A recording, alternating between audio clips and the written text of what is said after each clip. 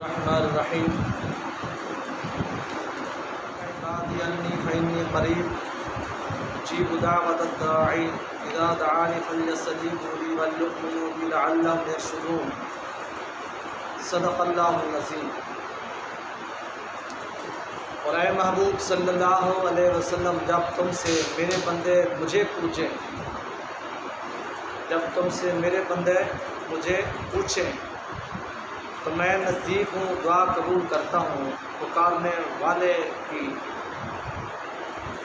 جب مجھے پکارے تو انہیں چاہیے کہ میرا حکم مانے اور مجھ پر ایمان لیں کہ کہیں وہ راہ پائیں۔ اس آیات پاک کا پچھلے آیات پاک سے تعلق، پچھلے آیات بارکہ میں مسلمانوں کو تکبیر کا حکم دیا گیا تھا، جس سے بظاہر چاند دیکھنے کے وقت کی تکبیریں اور تکبیر تشریق مراد ہیں۔ اللہ تعالیٰ نے یہی فرمایا، جب گنتی کے دن پورے کر لو وَلِتُكْمِلُوا الْعِدَّةَ وَلِتُكَبِّرُوا اللَّهَ۔ اس میں نماز عید الفطر کی بھی تکبیریں شامل ہیں اور نماز عید الاضحیٰ کی تکبیریں بھی شامل ہیں، جو کہ کبھی بلند آواز سے بھی ہوتی ہیں۔ اس پر شبہ پڑ سکتا تھا کہ شاید رب تعالیٰ دور ہے۔ بلند آواز پڑھنے والے یہی سمجھتے ہیں کہ میں زور زور سے دعا مانگنے والا یا استدعا کرنے والا جب زور سے پکارتے تو اس کا مدعا کیا ہوتا ہے کہ شاید ایسے یقین مانے بندے ہیں، جب کبھی ہم دعا مانگتے ہیں نا آہستہ یا دل میں، تو وہ کہتے ہیں زور سے دعا مانگے، مطلب وہ کہ ان کی سوچ جو بھی ہوتی ہے کہ شاید زور سے مانگے ہم آمین کہیں قبول ہو جائے۔ اللہ تعالیٰ نے فرمایا، تم جب دعا مانگتے ہو خواہ دل سے مانگتے ہو یا ظاہراً مانگتے ہو، اونچی مانگتے ہو یا نیچی، میں سنتا ہوں۔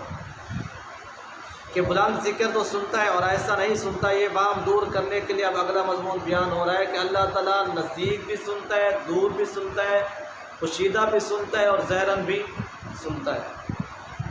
دوسرا تعلق، پچھلے یاد میں بندوں کو تکبیر اور شکر کا حکم دیا گیا تھا کہ وَلِتُكْمِلُوا الْعِدَّةَ وَلِتُكَبِّرُوا اللَّهَ عَلَىٰ مَا هَدَاكُمْ وَلَعَلَّكُمْ تَشْكُرُونَ، یعنی تم میرا شکر ادا کرو کہ میں تجھے توفیق دی ہے روزہ رکھنے کی، نماز پڑھنے کی۔ اب فرمایا جا رہا ہے کہ ہم قریب ہیں، تمہارا ذکر اور شکر سنتے ہیں۔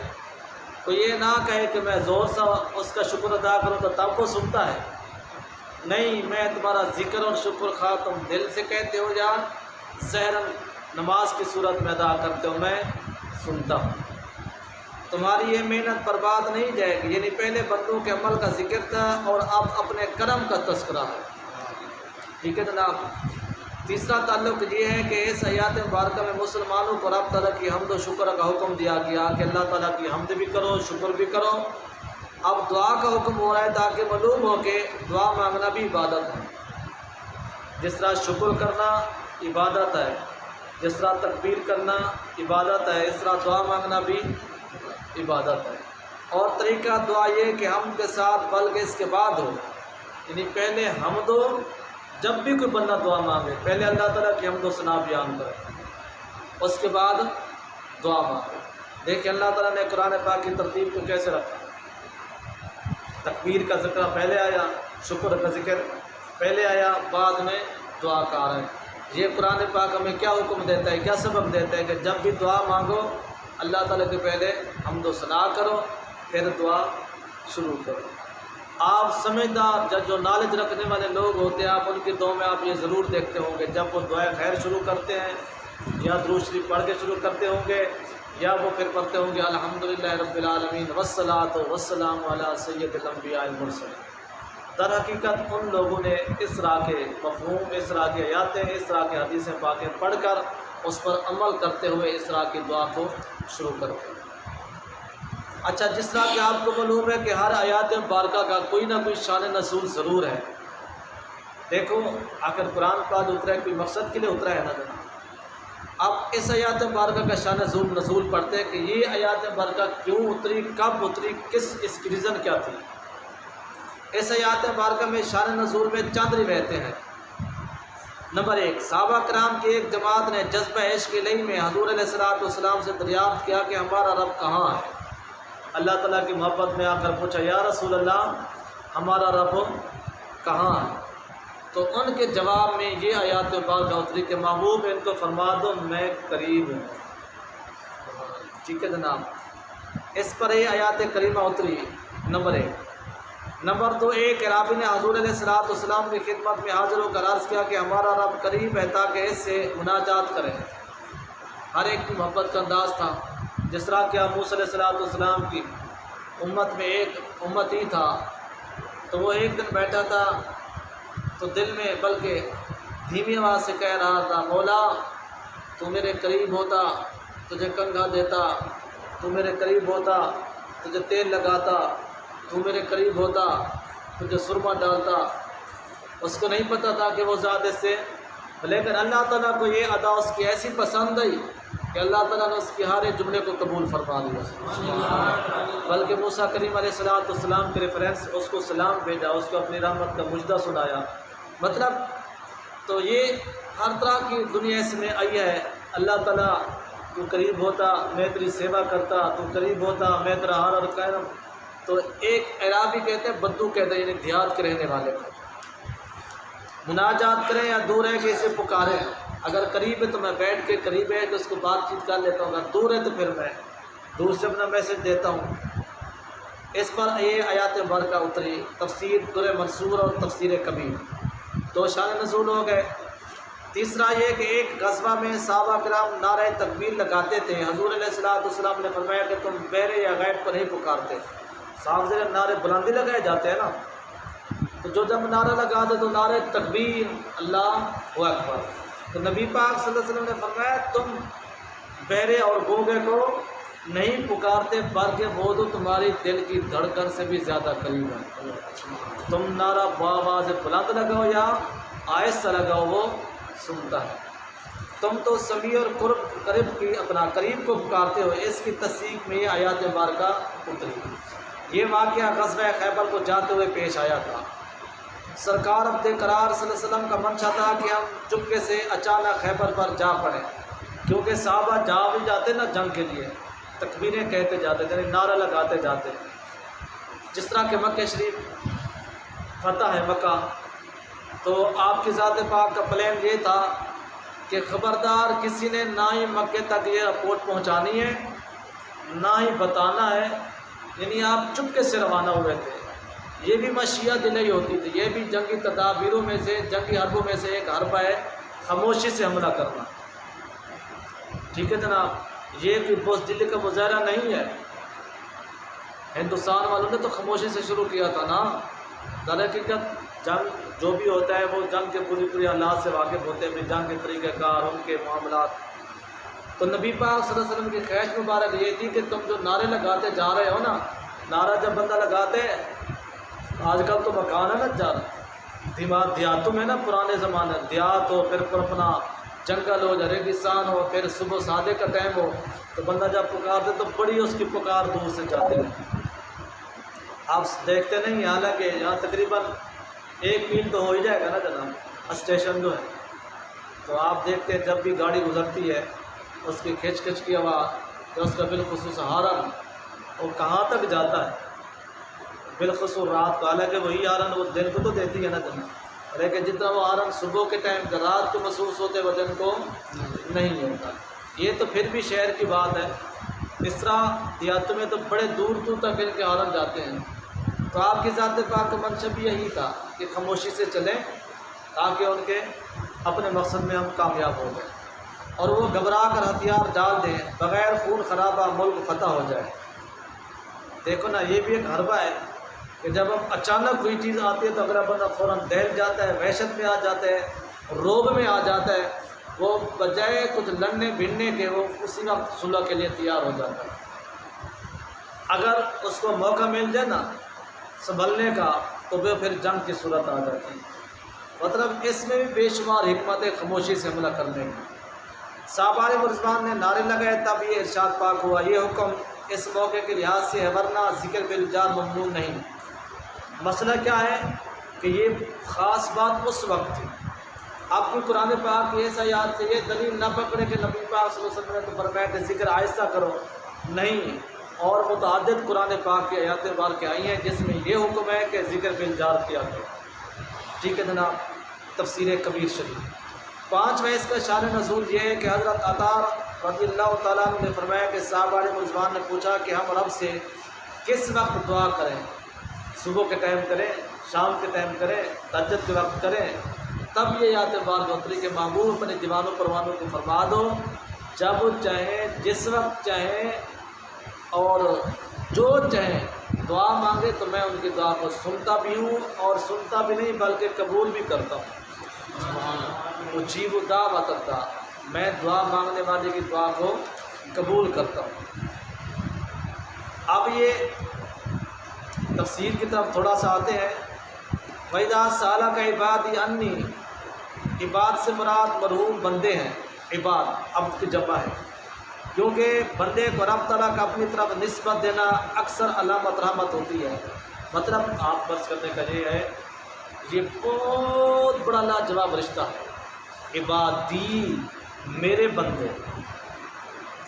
اگر آپ کسی غلام نوکر کو کہیں نا او غلام، تو یقین مانے اس کے دل میں آپ کی اتنی محبت نہیں آئے گی جب آپ کو یہ کہیں میرے غلام بات یہ ہے، میرے نوکر بات یہ ہے، تو وہ آپ کی بات جتنی محبت سے اب مانے گا اس وقت نہیں مانے گا۔ اس میں بھی ایک بہت بڑا راز ہے کہ اللہ تعالیٰ کی ذات پاک جب اپنے بندوں کو اپنا بندہ فرماتے ہیں، اور جس طرح بزرگ فرماتے ہیں اگر ہم کہیں نا ہم اس کے بندے ہیں، ہم اس کے بندے ہیں، بات نہیں بنتی، بات تب بنے گی جب وہ کہے کہ یہ میرا بندہ ہے۔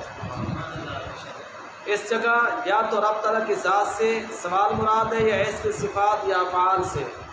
انی میں تینوں احتمال ہے، مگر جواب میں صفت کو مقرر کیا، یعنی اے نبی علیہ السلام، لوگ آپ سے میرے بارے میں پوچھتے ہیں، آپ ان سے فرما دو فإنی قریب، میں مسجد پاک کا محتاج نہیں، میں مندر کا محتاج نہیں، میں صبح سحری کے وقت کا محتاج نہیں، میرا بندہ جب پکارے، جس وقت پکارے، گھر میں پکارے، سفر میں پکارے، حضر میں پکارے، مسجد پاک میں پکارے، آہستہ پکارے، زور سے پکارے، مجمع میں پکارے، علیحدہ پکارے، میں اس کے قریب ہوں۔ فإنی قریب، قریب قربن سے بنا جو بعد کا مقابل ہے، یعنی قریب اور بعید، بمعنی نزدیکی، زمانی بھی ہوتی ہے اور مکانی بھی، زمانی یعنی زمانے کے لحاظ سے، مکانی جگہ کے لحاظ سے، کرم کی بھی ہوتی ہے اور درجے کی بھی ہوتی ہے۔ ایک بندہ ہوتا دور ہے ظاہراً، لیکن وہ اگلے کے دل میں بستا ہے، ٹھیک ہے جناب۔ ایک بندہ ہوتا قریب ہے لیکن ظاہراً وہ دور ہوتا ہے، کیوں؟ اس کے ساتھ اس کا علیق سلیق نہیں ہوتا۔ کہتے ہیں کہ جمعرات جمعہ سے قریب ہے، جمعرات جمعے سے قریب ہے، یا دہلی رہتک سے قریب ہے، وزیر درجے میں سلطان کے قریب ہیں وغیرہ۔ حالانکہ اہم تو سارے ہیں نا کرنا، لیکن ان بیچاروں کو اپنے پاک لیڈر سے ملنے کے لیے بڑے جتن لگانے پڑتے ہیں، بڑی منتیں ترلے کرنی پڑتی ہیں۔ جو ان کے سیکٹری ہوتے ہیں، ہوم سیکٹری ہوتے ہیں، چیف سیکٹری ہوتے ہیں، جو ان کے جو وزراء ہوتے ہیں، تو وہ جب چاہیں جس وقت ہیں، اکیلا وزراء بھی اپنے وزیر اعظم سے ملاقات کر رہا ہوتا ہے۔ بات وہی آ گئی کہ یہ وہ بندے ہیں جو اس کے بالکل قریب ہیں۔ ایم ایل اے بھی اسی کی پارٹی کے ہیں، لیکن ان بیچاروں کو کئی مہینے لگ جاتے ہیں اپنے لیڈر سے ملنے کے لیے۔ جہاں علم اور قدرت، کرم اور رحمت کے نزدیکی مراد ہے، نہ کہ زمانی یا مکانی۔ مالک علم کے لحاظ سے، طاقت کے لحاظ سے، رحمت کے لحاظ سے، ہر لحاظ سے اپنے بندے کے قریب ہے۔ علم اس کا ایسا ہے کہ کوئی بندے کا ایک ذرے برابر بھی کام اس سے پوشیدہ نہیں ہے۔ طاقت ایسی ہے کہ کوئی بندہ کتنا ہی طاقتور کیوں نہ ہو، پیسے کے لحاظ سے، جسم کے لحاظ سے، بادشاہی کے لحاظ سے، اگر وہ چاہے تو منٹوں کے کھیل اس کو گرفت میں لے لیتا ہے، ٹھیک ہے جناب۔ اور رحمت سے مراد یہ ہے کہ جب وہ چاہتے تو بڑے سے بڑے پاپی کو اپنے رحمت دامن میں لے لیتا ہے۔ تفسیر کبیر اور روح البیان شریف وغیرہ، کیونکہ رب تعالیٰ جگہ اور وقت سے پاک ہے نا، ٹھیک ہے جناب۔ نیز قرب مکانی سب بندوں سے نہیں ہو سکتا، یہ جگہ کا قرب، جس طرح کہ اگر اللہ تعالیٰ فرماتا میں کعبہ شریف میں ہوں تو پھر ہم والے لوگ وہاں پہنچ سکتے تھے؟ جب اللہ تعالیٰ فرماتا میں بیت المقدس میں ہوں ملوں گا، کیا پھر ہم جا سکتے تھے؟ چین والے جا سکتے تھے؟ یہ اس کے راز ہیں، وہ وقت سے بھی پاک ہے اور جگہ سے بھی پاک ہے، کیونکہ اس کے بعض بندے عرش کے قریب رہتے ہیں اور بعض تحت الثرا میں اس کی مخلوق ہے نا، وہ فرشتے تو ہیں نا جو ان کے عرش کو اٹھایا ہوا ہے، اور وہ مخلوق بھی جو تحت الثرا تک ہے۔ اگر وہ جگہ کی پابند ہوتا تو جو تحت الثرا تک مخلوق ہے اس کی تو پھر نہیں سنی جاتی نا، قربان جو اس قسمت پر۔ وہ جو عرش اعظم کو جنہوں نے تھاما ہوا ہے ان کی آواز کو بھی، اور جو سب سے نیچے تحت الثرا تک ہے ان کی آواز کو بھی وہ برابر سن رہا ہے۔ یہ میرا رب تعالیٰ تھا۔ پھر بعض مشرق میں بعض مغرب میں، اگر یہ بات ہوتی کہ میں صرف مشرق میں ملتا ہوں، مغرب والے کہاں جاتے؟ اگر وہ کہتا کہ میں صرف مغرب میں ملتا ہوں تو پھر مشرق والے کہاں جاتے؟ اس کی تفسیر یہ آیات مبارکہ ہے کہ ان رحمت اللہ قریب من المحسنین، میں قریب ہوں اپنے احسان کرنے والوں سے۔ رب تعالیٰ کی رحمت بندے سے قریب ہے، اور نیک بندے مرتبے یا رعایت میں اس سے قریب ہے۔ اللہ تعالیٰ کی رحمت کیا ہے؟ قریب ہے۔ جو اس کے خاص بندے ہیں وہ اس کے قریب ہے۔ ان کے لیے فرمایا کہ اولئک المقربون، سورۃ الواقعہ شریف میں تمام قرب کی آیاتوں میں یہی معنی مراد ہے، جیسے کہ وَهُوَ مَعَهُمْ، یعنی رب تعالیٰ ہر لحاظ سے تمہارے قریب ہے، بس بات یہ۔ یا جیسے وَنَحْنُ أَقْرَبُ إِلَيْهِ مِنْ حَبْلِ الْوَرِيدِ، مسلمان جو کہتے ہیں کہ اللہ تعالیٰ ہر جگہ ہے، اس کا مطلب یہی ہے کہ اس کی سلطنت، ہم سب کو ایمان اور عقیدہ ہے نا کہ اللہ تعالیٰ ہر جگہ موجود ہے، میاں اس سے مراد یہ کہ اس کی رحمت ہر جگہ ہے، اس کا علم ہر جگہ ہے، اس کی طاقت ہر جگہ ہے، اس کی قدرت ہر جگہ ہے۔ اس سے مراد یہ ہے، یعنی اس کی سلطنت، رحمت، علم، قدرت وغیرہ ہر جگہ ہے، غرض کہ ربوبیت، علم و قدرت کا قرب ہر مومن و کافر سے ہے، مگر کرم، مگر دیکھے دیکھے پھر دیکھے، اس کا جو کرم ہے، اس کا جو فضل ہے، اس کی جو عنایت اور مہربانی کا قرب ہے وہ صرف مومنوں کے لیے ہے۔ کوئی کافر دعویٰ نہیں کر سکتا کہ میں رب تعالیٰ کے قریب ہوں۔ ہاں مومن دعوت کر سکتا ہے، کیونکہ اس نے خود فرمایا جب میرا بندہ نوافل پڑھتے پڑھتے میرا قرب حاصل کر لیتا ہے تو میں اس کے ہاتھ بن جاتا ہوں، میں اس کے بازو بن جاتا ہوں، میں اس کے پاؤں بن جاتا ہوں، میں اس کی زبان بن جاتا ہوں۔ آخر جملہ یہ ہے کہ پھر اس قرب کی دو نوعیتیں ہیں، قرب عمومی ہر مومن سے ہر وقت، ہر مومن سے ہر وقت، یعنی اللہ تعالیٰ نے یہ نہیں کہا کہ میں خاصوں کی بات سنوں گا، عاموں کی بات نہیں سنوں گا، یہ نہیں کہا کہ میں فلاں وقت سنوں گا فلاں وقت نہیں سنوں گا، بلکہ عموماً ہر مومن سے ہر وقت، جس وقت وہ پکارے، جس طرح پکارے۔